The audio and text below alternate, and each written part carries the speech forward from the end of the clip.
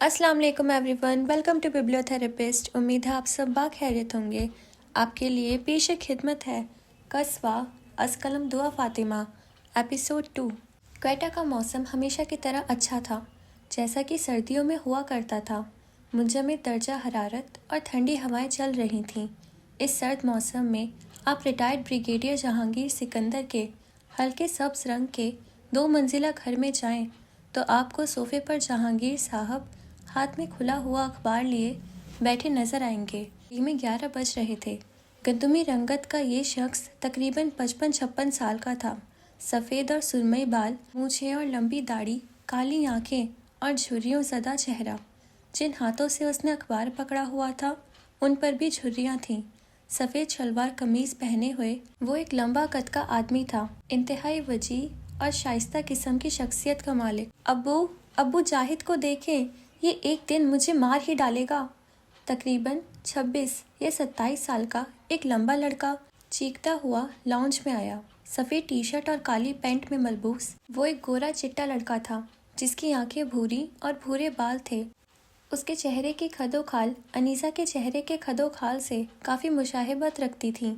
वो बहुत खूबसूरत था, लेकिन अभी उसके चेहरे पर शदीद गुस्सा और संजीदगी थी। वो तेज़ तेज़ चलकर जहांगीर की तरफ आया और उसके बिल्कुल पास बैठ गया। उसने जहांगीर की तरफ मुंह करके उसे गुस्से से देखा। अपने बेटे को बता और सिखा दें कि वो मेरे मामलात में दखल अंदाजी ना करे, वरना वो मेरे हाथों से फांसी लटक जाएगा। मैं आपसे कह रहा हूँ, लड़के ने गुस्से से कहा। आबिर, बदतमीज़ी ना करो। ये क्या है? हाँ, तुम उसे फांसी लटकाओगे? हाँ। जहांगीर ने अपना सर थोड़ा सा आबिर की तरफ मोड़कर सादा और सीधे लहजे में कहा। आबिर अचानक संजीदा हो गया और उसे एहसास हो गया कि उसने क्या कहा है। ओह सॉरी अबू, लेकिन उससे कहें कि मेरी इज्जत क्या करे। आखिर हम 3 बहन भाइयों में मैं सबसे बड़ा हूँ, लेकिन देखें, मेरी तो कोई इज्जत नहीं है। आबिर ने कराहते हुए कहा। इज्जत कमाई जाती है बेटा, ये ट्रे में रख कर नहीं पेश की जाती। आपको अपने आप को अपने बहन भाइयों से मिलने वाली इज्जत के लायक साबित करना पड़ेगा। जहांगीर की आवाज़ बहुत मुतवाज़ और पुरसुकून थी। लेकिन मैं हमेशा उनका ख्याल रखता हूँ और उनके साथ कभी बदतमीज़ी नहीं करता। आबिर ने रोहासा होकर कहा। हैं? कब भाई, कब? आपने हमारा ख्याल कब रखा? हाँ, मैंने आपको हमारा ख्याल रखते हुए क्यों नहीं देखा?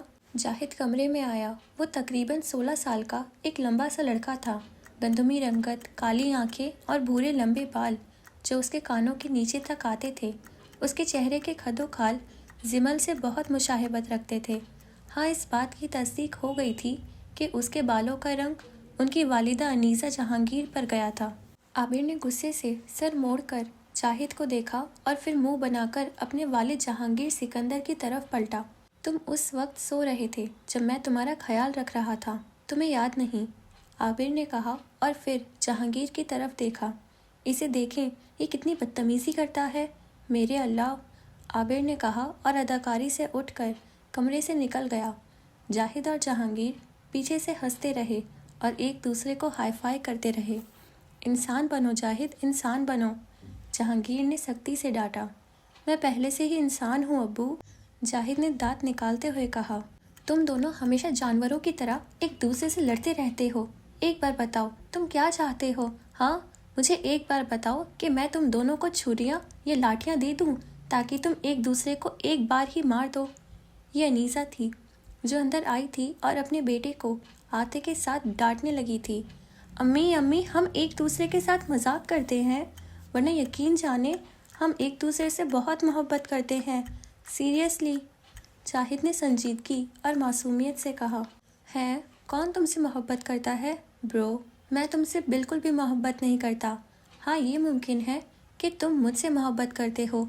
आखिर मैं महबूब बनने के लिए ही तो पैदा हुआ हूँ और मैं मोहब्बत पाने के ही लायक हूँ। लेकिन तुम, क्या हो गया भाई?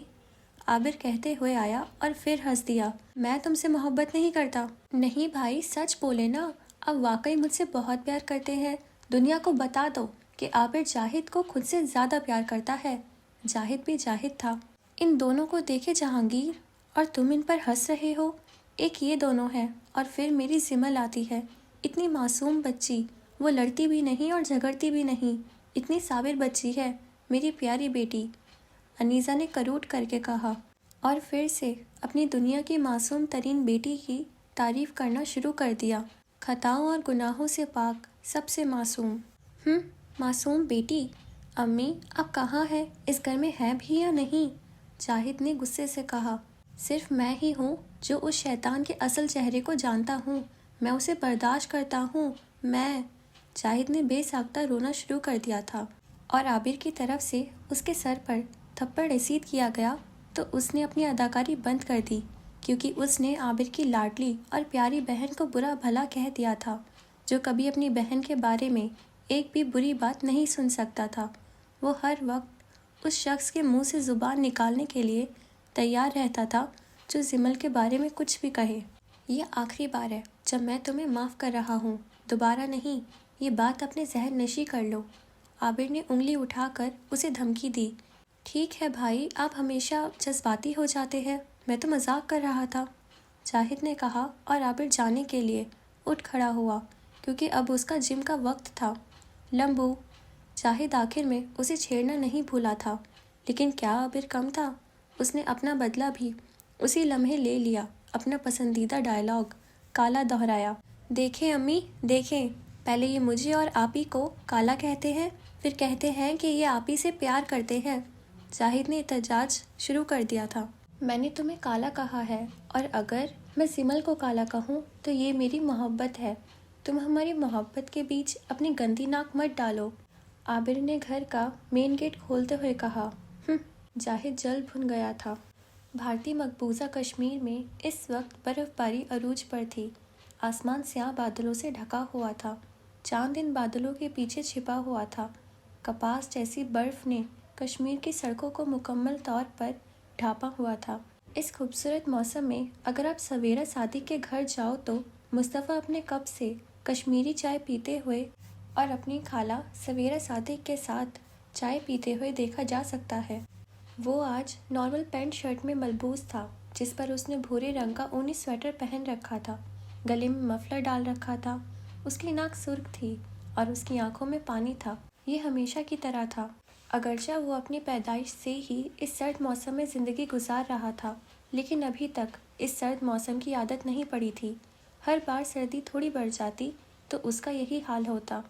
اس کے سامنے سویرا سیاہ شلوار قمیض میں ملبوس بیٹھی تھی، جس پر بھورے رنگ کا موٹا سویٹر پہنا ہوا تھا۔ اس کے بھورے بال جوڑے میں بندھے ہوئے تھے اور وہ مسکرا کر مصطفیٰ کی بات سن رہی تھی۔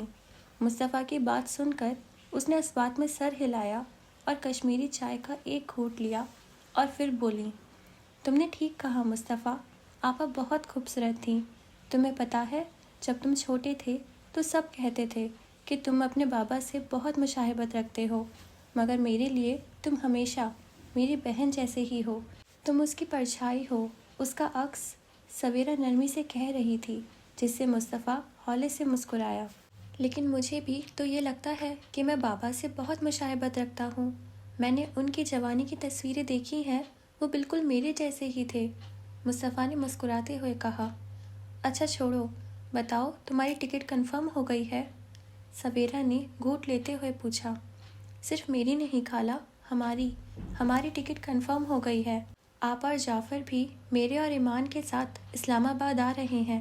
میں نے وہاں ایک گھر بھی خریدا ہے، ہم اکٹھے رہیں گے انشاءاللہ، مصطفیٰ نے مسکراتے ہوئے کہا۔ لیکن سویرا کے ہونٹوں تک چائے لے جاتے ہوئے ہاتھ رک گئے اور چونک کر اس کی آنکھیں پھیل گئیں اور اس کے ہونٹ کھل گئے۔ کیا؟ اس نے چونک کر پوچھا۔ تو کیا آپ کو لگتا ہے کہ میں اپنے خاندان کو یہاں ان ظالموں کے رحم و کرم پر چھوڑ کر جا رہا ہوں؟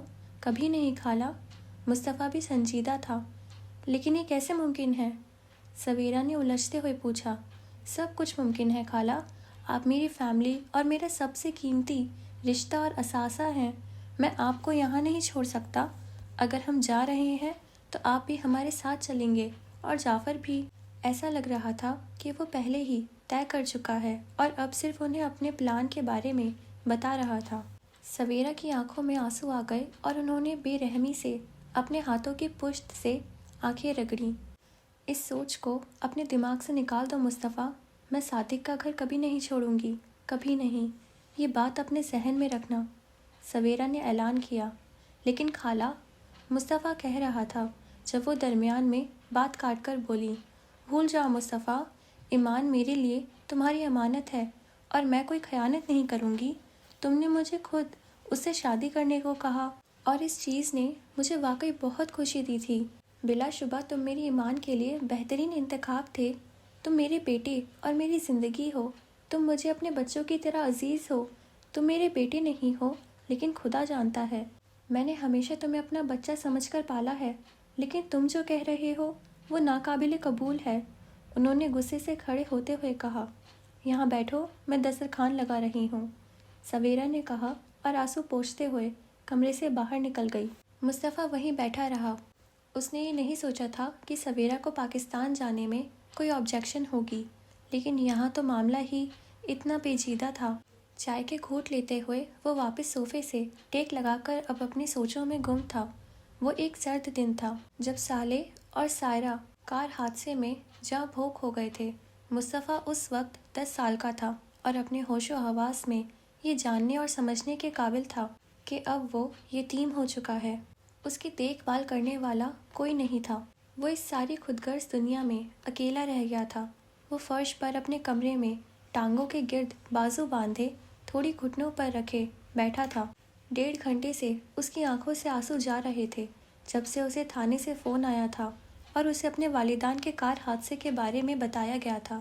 اس نے سویرا کو اس کی اطلاع دی تھی، یہ سوچ کر کہ ہو سکتا ہے یہ محض ایک غلطی تھی اور سویرا جا کر اس کے والدان کو واپس لے آئے گی، لیکن وہ بالکل غلط تھا۔ سویرا یقینی طور پر اس کے والدین کو واپس تو لے آئی تھی، لیکن زندہ نہیں، اور اب آدھا گھنٹہ ہو چکا تھا کہ لوگ اس کے گھر جمع ہو گئے تھے۔ سویرا کو اس کی بہن اور بہن کے شوہر کی موت پر تسلی دے رہے تھے۔ اپنے کمرے میں روتے ہوئے 10 سالہ مصطفیٰ کو کوئی آ کر تسلی دینے والا نہیں تھا۔ وہ کافی دیر تک وہاں بیٹھا روتا رہا، یہاں تک کہ اس کے کمرے کا دروازہ کھٹکھٹایا گیا اور اس نے سویرا کو ہاتھ میں ٹرے لیے اندر آتے دیکھا۔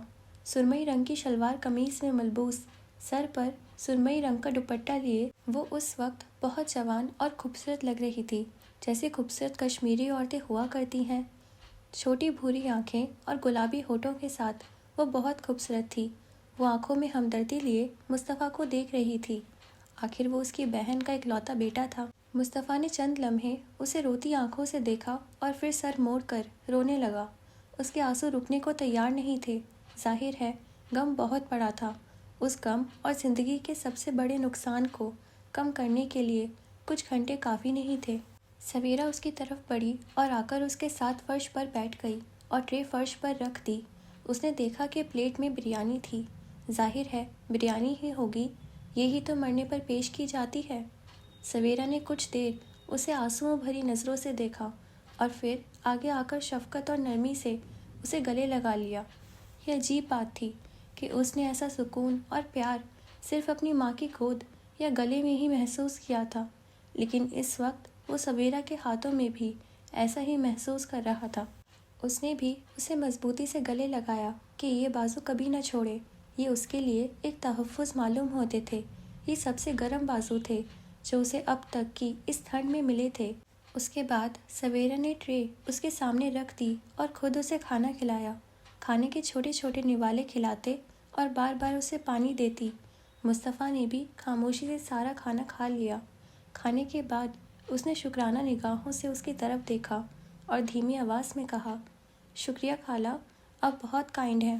سویرا مسکرائی، لیکن اس کے اگلے جملے نے اس کی مسکراہٹ کو غائب کر دیا، کیونکہ وہ کہہ رہا تھا، اس دنیا میں بہت کم لوگ ہیں جو یتیموں پر مہربانی کرتے ہیں، اور آپ کو میرے ساتھ مہربانی کرتے ہوئے دیکھ کر بہت اچھا لگتا ہے۔ شکریہ خالہ۔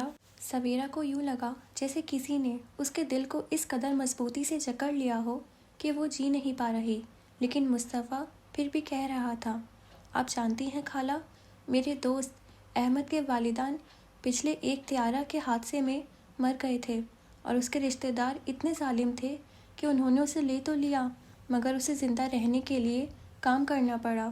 بہت محنت اور مشقت کرتا تھا وہ۔ آپ ابھی مہربان ہیں کیونکہ میرا درد تازہ ہے۔ آپ بھی مجھے احمد کے رشتہ داروں کی طرح چھوڑ دیں گی؟ سویرا تیزی سے آگے بڑھی اور اسے مضبوطی سے گلے لگا لیا، لیکن مصطفیٰ کہہ رہا تھا، میں جانتا ہوں خالہ، میں جانتا ہوں بابا اور اماں کی موت حادثے سے نہیں ہوئی، ان کی موت اس لیے ہوئی کیونکہ میرے والد گاڑی چلانے کے قابل نہیں رہے تھے، کیونکہ وہ پہلے ہی اس گولی کی وجہ سے مر چکے تھے جو ان کے دل پر لگی تھی۔ گولی ظالم فوجی کی بندوق سے چلی تھی۔ ان ظالموں نے میرے والدین کو مجھ سے چھین لیا، وہ انہیں چھین کر لے گئے، خالہ وہ انہیں لے گئے۔ وہ اب ہچکیوں سے رونے لگا تھا۔ سویرا اس کی پیٹھ پر تھپکی دیتی رہی۔ اب کوئی تمہیں نقصان نہیں پہنچا سکتا میرے بیٹے، کوئی نہیں، تم میرے بیٹے ہو، میرا خون، میری بہن کے اکلوتے بیٹے، میرے بیٹے۔ وہ ظالم اپنے کیے کا بدلہ ضرور بھگتیں گے، لیکن یہ بات اپنے ذہن میں رکھنا کہ سویرا خالہ تمہیں کبھی نہیں چھوڑیں گی، کبھی نہیں، چاہے وہ مر جائیں، چاہے وہ اپنی آخری سانس لے رہی ہوں۔ سویرا آنسوؤں کے درمیان کہہ رہی تھی۔ اس ننھے بچے کی زبان سے کتنی دل آزاری والے کلمات ادا ہوئے تھے۔ جعفر کی آواز سے مصطفیٰ حال میں واپس آیا، جو اسے دسترخوان پر کھانے کے لیے بلا رہا تھا۔ اس نے سر ہلایا اور خاموشی سے جا کر ان کے ساتھ کھانا کھایا۔ خالہ نے رات کے کھانے کے لیے کشمیری پلاؤ بنایا تھا۔ کشمیری پلاؤ گری دار میوے، خشک میوے جات، زعفران اور تازہ پھولوں کے ساتھ بنائے جانے والا کشمیری کھانوں سے چاول کے پلاؤ کی ایک مزیدار قسم ہے۔ عام طور پر ایک پلاؤ چاول ہے جو مختلف مسالوں کے ساتھ ذائقے دار ہوتا ہے، پھر سبزیوں، گری دار میوے یا یہاں تک کہ گوشت کے اضافے کے ساتھ جمع کیا جاتا ہے۔ کشمیری پلاؤ مصطفیٰ کے پسندیدہ پکوانوں میں سے ایک تھا، اور اس کے لیے کھانا پکاتے پکاتے وہ تمام پکوان جو اس کے پسندیدہ تھیں خالہ کی بھی پسندیدہ بن گئی تھیں۔ کوئٹہ کا موسم شام اور صبح کی طرح اچھا تھا۔ سمل کا کمرہ گھر کی اوپری منزل پر تھا اور اس کے کمرے کے بالکل ساتھ ہی عابر کا کمرہ تھا۔ عابر نے وہ کمرہ اپنی مرضی سے لیا تھا کیونکہ وہ سمل کے قریب رہنا چاہتا تھا۔ وہ ایک بہت ہی خیال رکھنے والا اور با اختیار بڑا بھائی تھا جو سمل کی مدد کے لیے ہمیشہ موجود رہنا چاہتا تھا۔ سمل ابھی اپنے کمرے میں بیٹھی سورہ نور کی تلاوت سن رہی تھی۔ اسے اس سورت کا نام بہت پسند تھا۔ نور سے وہ ہمیشہ روشنی یا بصارت کا مطلب لیا کرتی تھی، کیونکہ یہ اس کی سب سے بڑی کمزوری تھی اور اس کی سب سے بڑی خواہش تھی کہ وہ دوسرے لوگوں کی طرح نارمل ہو۔ سورہ نور سنتے ہوئے وہ خود کو نارمل تصور کرتی تھی۔ وہ تصور کرتی تھی کہ وہ دیکھ سکتی ہے، شاید یہی اس کی سب سے بڑی خواہش تھی۔ وہ سوچتی اور تصور کرتی تھی کہ رنگوں سے دنیا کتنی حسین لگتی ہوگی، وہ رنگ جو وہ اپنی پوری زندگی میں پہلے ہی بہت مس کرتی رہی تھی۔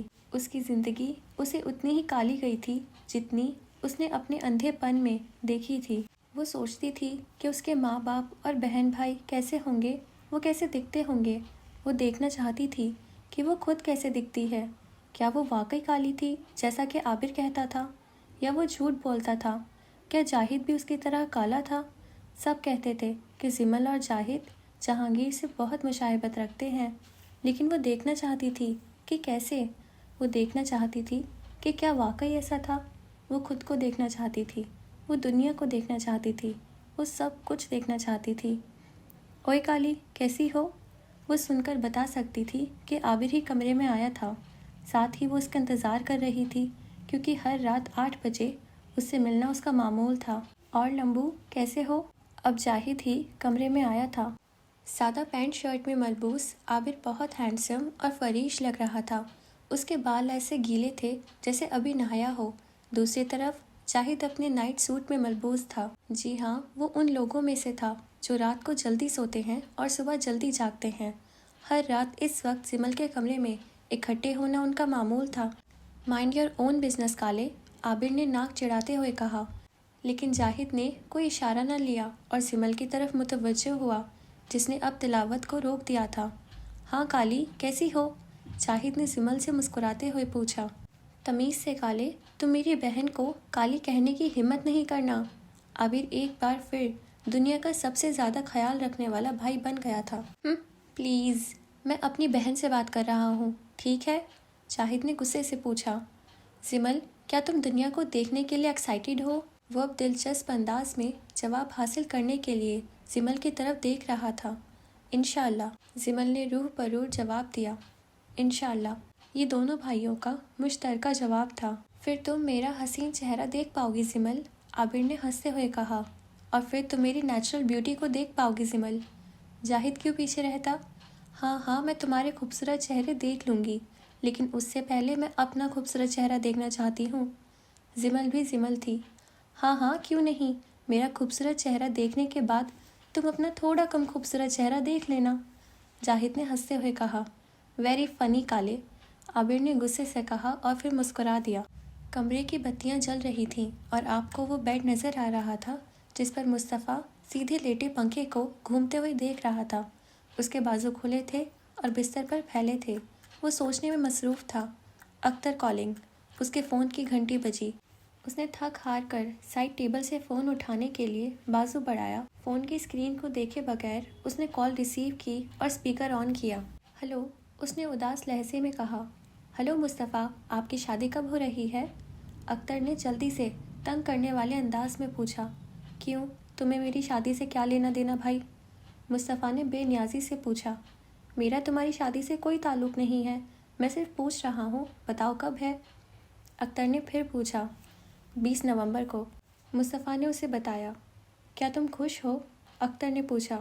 ہاں، میں خوش کیوں نہیں ہوں گا؟ مصطفیٰ نے الجھتے ہوئے پوچھا۔ نہیں، میرا مطلب تھا کہ کیا تمہیں ایمان واقعی پسند ہے؟ کیا تم اس سے خوش ہو؟ اختر کو کچھ شک تھا اور مصطفیٰ اس شک کو بخوبی سمجھ گیا تھا۔ ہاں، میں اس سے خوش ہوں، لیکن تم کیوں پوچھ رہے ہو؟ مصطفیٰ نے استفسار کرتے ہوئے پوچھا۔ میں پوچھ رہا ہوں کیونکہ تم نے ایک بار مجھے بتایا تھا کہ تمہیں کسی اور لڑکی میں دلچسپی ہے، اس لیے میں پوچھ رہا ہوں، اختر نے کہا۔ یہ تو پرانی بات ہے، مصطفیٰ بس اتنا ہی کہہ سکا، لیکن دل کی گہرائیوں سے اس کے دل کو کچھ ہوا تھا۔ کسی چیز نے بے دلی سے اس کا ہاتھ پکڑا اور پھر ایک سیکنڈ میں چھوڑ دیا۔ ٹھیک ہے، ہمیشہ خوش رہو، اختر نے خوشی سے کہا۔ ٹھیک ہے، اللہ حافظ، مصطفیٰ نے کہا اور کال کاٹ دی۔ اس نے اپنے دونوں بازو سر کے نیچے رکھے اور اب اپنی سوچوں میں گم تھا۔ اسلام آباد میں ایک خوبصورت دن تھا، خوبصورت سفید بادل اور نیلا آسمان، لیکن موسم اچھا تھا، کچھ ٹھنڈ تھی۔ بمز میں آپ نے ایک لڑکے کو راہداری میں سیٹ پر بیٹھا دیکھا۔ وہ سفید فلاسطین کی شرٹ اور سرمئی پینٹ میں ملبوس تھا۔ اس کے کالے بال پیچھے کو ہوئے تھے اور اس کا چہرہ بہت بیمار لگ رہا تھا۔ اس کی آنکھیں سرخ تھیں اور آنکھوں کے گرد سیاہ حلقے تھے۔ وہ بہت کمزور اور تھکا ہوا لگ رہا تھا۔ سر کرسی کی پشت سے ٹیک لگا کر وہ اپنی باری کا انتظار کر رہا تھا۔ وہ اپنی چٹ ہاتھ میں پکڑے ہوئے تھا کہ اچانک اسے ایک آواز سنائی دی۔ مصطفیٰ ساحلے۔ ایک خاتون نرس آئی تھیں اور اسے اندر آنے کو کہا کیونکہ اس کی باری تھی۔ مصطفیٰ اٹھ کر کمرے میں چلا گیا۔ کمرے میں داخل ہوتے ہی اس نے دیکھا کہ اندر ایک لیڈی ڈاکٹر بیٹھی ہے۔ وہ تقریباً 52 یا 53 سال کی تھیں اور ایک خوبصورت بوڑھی عورت تھی۔ اس کی بھوری آنکھیں اور بھورے بال تھے جو ایک نچلے جوڑے میں بندھے ہوئے تھے۔ نیلے رنگ کی شلوار قمیص میں ملبوس سفید ڈاکٹر کوٹ کے ساتھ وہ بہت مہذب لگ رہی تھی۔ السلام علیکم ڈاکٹر، مصطفیٰ نے دھیمی آواز میں کہا اور جا کر سیدھے ڈاکٹر کے سامنے بیٹھ گیا۔ وعلیکم السلام مسٹر مصطفیٰ، مجھے بتائیے کہ آپ کو کیا ہوا ہے؟ ڈاکٹر نے نرمی سے کہا اور اپنی نوٹنگ بک اٹھا کر نوٹ کیا جو وہ بتانے والا تھا۔ میرا سر درد دن پر دن بڑھتا جا رہا ہے ڈاکٹر۔ پہلے تو یہ قابل برداشت تھا، لیکن اب یہ ناقابل برداشت ہوتا جا رہا ہے، مصطفیٰ نے کسی بچے کی طرح ڈاکٹر سے کہا۔ اوہ ٹھیک ہے مصطفیٰ، براہ کرم مجھے بتائیے کہ کیا آپ کو کوئی اور مسئلہ ہے، جیسے ناک یا منہ سے خون آنا یا کوئی اور چیز؟ ڈاکٹر نے پوچھا۔ نہیں ڈاکٹر، اور کچھ نہیں، مصطفیٰ نے جلدی سے کہا۔ اچھا تو مصطفیٰ، میں آپ کے لیے کچھ دوائیاں لکھ رہی ہوں، آپ کو انہیں دن میں 2 بار لینے کی ضرورت ہے، اور اگر پھر بھی کوئی بہتری نہیں آتی ہے تو پھر یہاں آ جائیں، ٹھیک ہے؟ ڈاکٹر نے نرمی سے کہا۔ ٹھیک ہے ڈاکٹر، ٹھیک ہے، مصطفیٰ نے مسکراتے ہوئے کہا۔ وہ انتظار کر رہا تھا کہ ڈاکٹر لکھنا بند کرے تاکہ وہ اسے دوائیوں کی فہرست لے سکے۔ ڈاکٹر نے لکھنا ختم کیا اور اسے دوائیوں کی چٹ دے دی۔ مصطفیٰ، اپنا بہت خیال رکھنا، تم کہاں سے ہو؟ مصطفیٰ کے لیے یہ سوال غیر متوقع تھا۔ میں کشمیر سے ہوں۔ وہ ہندوستانی مقبوضہ کشمیر نہیں کہنا چاہتا تھا۔ دیکھیں مصطفیٰ، کشمیر جیسے علاقے اکثر سرد ہوتے ہیں۔ میرے خیال میں یہ سردی ہے جو آپ کے دماغ میں جا رہی ہے، اس لیے میں تصدیق کر کے اپنے شکوک کو دور کرنے کی کوشش کر رہی ہوں۔ یہ دوائیاں 1 ہفتے تک کھائیے اور پھر آئیں، ٹھیک ہے؟ ڈاکٹر نے نرمی سے کہا۔ جی ٹھیک ہے ڈاکٹر، مصطفیٰ نے کہا اور کھڑا ہو گیا۔ شکریہ ڈاکٹر، یہ میرا فرض ہے مسٹر مصطفیٰ، ڈاکٹر نے شفقت سے کہا۔ خدا حافظ ڈاکٹر، اس نے مسکراتے ہوئے کہا۔ ڈاکٹر بھی جواباً مسکرا دی تھی۔ اسے ڈاکٹر بہت پسند آئی تھی۔ باہر آ کر وہ دوبارہ کرسی پر بیٹھ گیا اور ڈاکٹر کی تحریر دیکھنے لگا۔ اوہ، ان کی ہینڈ رائٹنگ تو بہت اچھی ہے، اس نے خود سے مسکراتے ہوئے کہا۔ ڈاکٹر انیسہ جہانگیر، اتنا خوبصورت نام، ماشاء اللہ، اس نے مسکراتے ہوئے کہا۔ مصطفیٰ پہلے ہی ان کا مداح بن چکا تھا۔ وہ واپس اپنی موجودہ زندگی میں واپس آ چکا تھا، جہاں وہ اپنے بستر پر لیٹا تھا اور وہ انجانے میں مسکرا رہا تھا۔ اسے اچانک احساس ہوا تھا کہ وہ دن پہ دن کتنا پاگل ہوتا جا رہا ہے۔ کیا میں پاگل ہوں؟ اس نے خود کو ڈانٹا اور پھر سے مسکرانے لگا۔ اوکے فرینڈز، آج کے لیے بس اتنا ہی، باقی پارٹ نیکسٹ ایپیسوڈ میں۔ تب تک کے لیے آپ ہمارے یوٹیوب چینل کو سبسکرائب کر دیجیے اور ہمارے انسٹاگرام اکاؤنٹ کو فالو کر لیجیے۔ خدا حافظ۔